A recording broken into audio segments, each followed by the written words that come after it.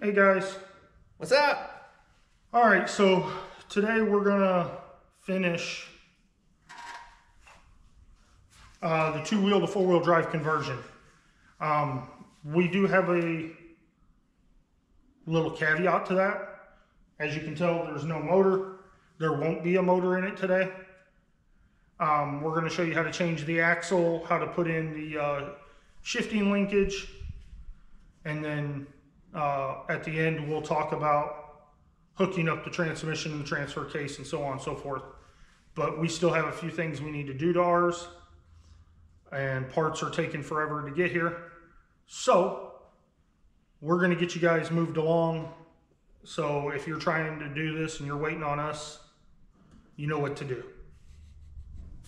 Yeah, so just to preface it, to do the two-wheel to four-wheel drive conversion, you don't necessarily have to pull out the engine. No. You don't have to.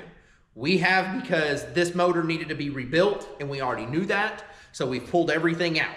So if you're doing the two to four-wheel conversion, if you're doing the two to four-wheel conversion, you only need the transmission, the transfer case, the linkage to all the transfer cases, which you'll have to get from one of the four-wheel drives. And the shifter. And the shifter, shifter linkage, all that stuff. Then you'll also need the front drive shaft and the front axle. Quite literally, that is all you will need. Unless you're doing a lift, then you'll pull off, or then you'll use the control arms from your lift or the springs from your lift, shocks, all that stuff. But we have a video on doing a lift. It is just the same. All you gotta do is slide the front axle underneath it and add the stuff to it. Yeah. So let's get started on pulling this front axle out of it so that we can get started. Okay guys, so we've got a wide open space to be able to show you all this. So upper control arm, lower control arm on both sides.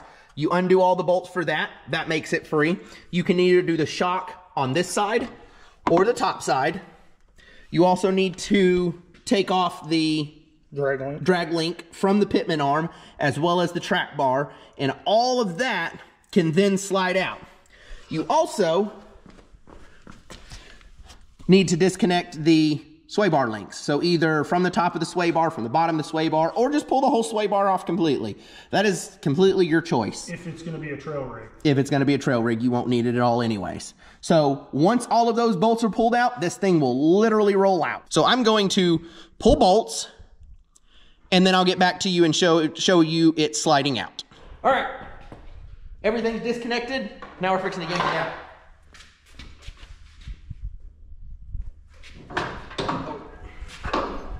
Watch your fingers. Yep.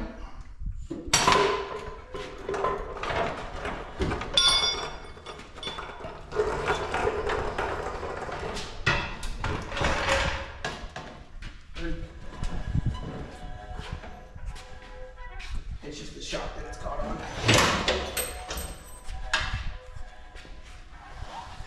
There's the mess. It's all out.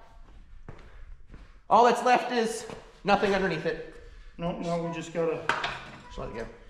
take our other stuff and slide it in. Yep. All right. With it out now you could take off all the extra control arms if you're reusing any of these, because these will fit onto the four-wheel drive, onto the other axle. The only thing this axle is missing is the pumpkin. Well, gears, all the stuff, but anywho.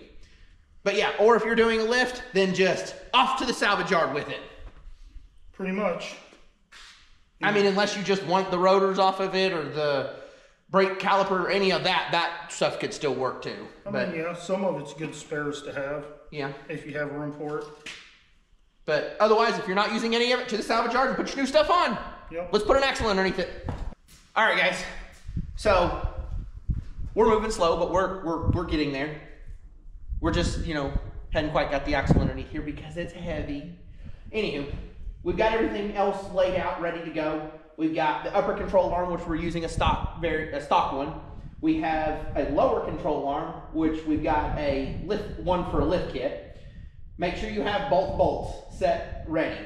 You can either use the bolts that you got, buy new grade 8 bolts, or a lot of lift kits might come with them too. So you just, whatever you got. And then we've also got the shock and the spring already ready over here. We got the shock, or not the shock, the spring retainer, all that. So once we get it slid underneath there, we can start putting stuff on and start bolting it in. So let's move this heavy axle. All right, guys. So we got the axle moved over here and we're fixing to put it up on a jack stand, but right now we're going to put in all the control arms because to us that just seems like the easier thing to do. So that's what we're gonna do.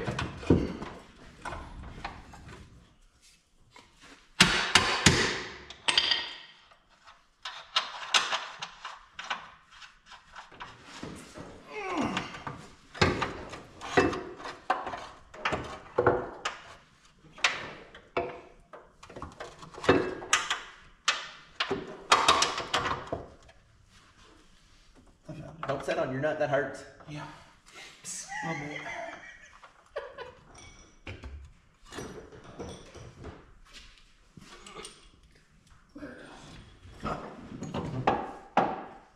Yeah, I see it.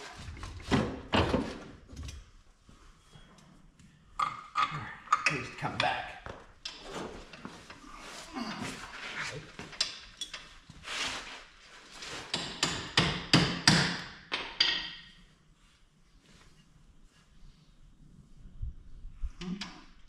Yep, we got a leak. Yep, it's out of that. It's because we turned it over a little bit. It's because we got it tilted now. Yep, there we go.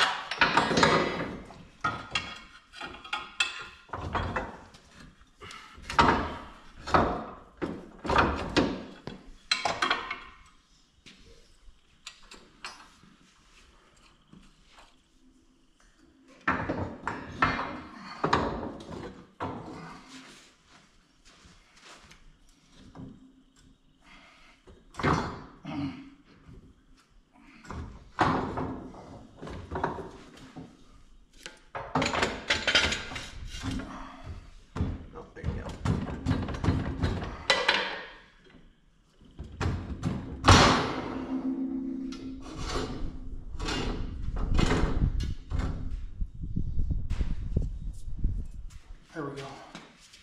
Hook that on there. On there? No. Up there on that mount.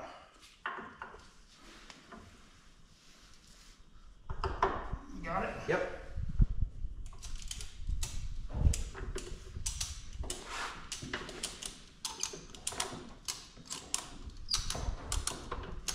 Is it rolling? Yep.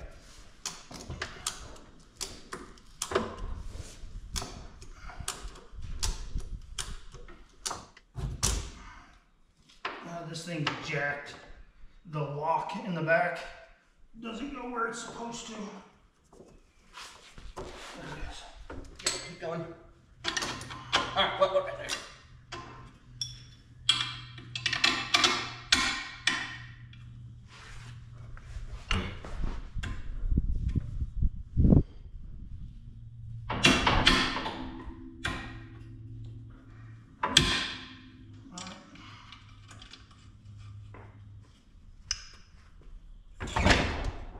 Sure.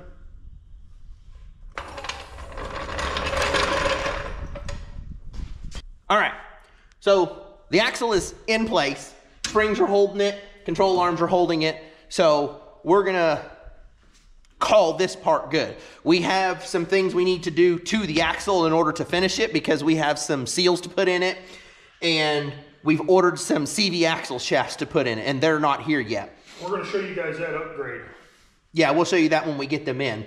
So, but when doing your conversion, once your axle is in, you put your shocks in, you know, once you get ready to put the tires on the ground, because that's one of those things you kind of, it's easier with it closer to where it's supposed to be kind of stuff. But you put that in, you get your steering hooked back up, track bar hooked back up, and sway bar if you're putting it on there. And then we're gonna move back and we're gonna show you the linkage and the shifter. All right, guys, I don't know if you can see me, but as you can see, we got the front seat out. We are stripping the interior completely out of this. There's more dog hair in here than on most dogs. So I'm gonna just cut the carpet out Then we'll take out this little console. We have a console out of another one that actually has the armrest and whatnot in it. We're going to try and put that in here. So I'm going to cut this carpet because I'm not going to take it all out right now. And then we'll show you how this goes together. Under on it. Oh God. I changed my mind. I don't want this. What'd you find? Oh. Rusted floor pans? Oh man. Oh, okay. I got some work ahead of me.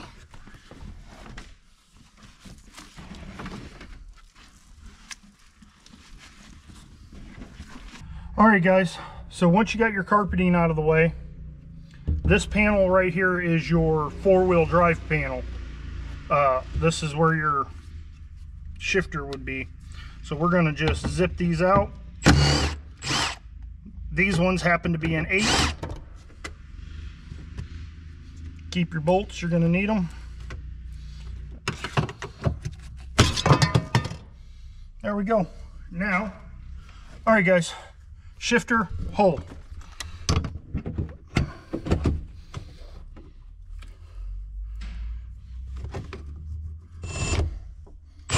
There it went. I didn't have the angle of the dangle right. Strip it out. Around the head. It's good for it. It's never coming out anyways. Makes it hard on the next guy. All right, everyone. We've got our piece here for the linkage. It's gonna go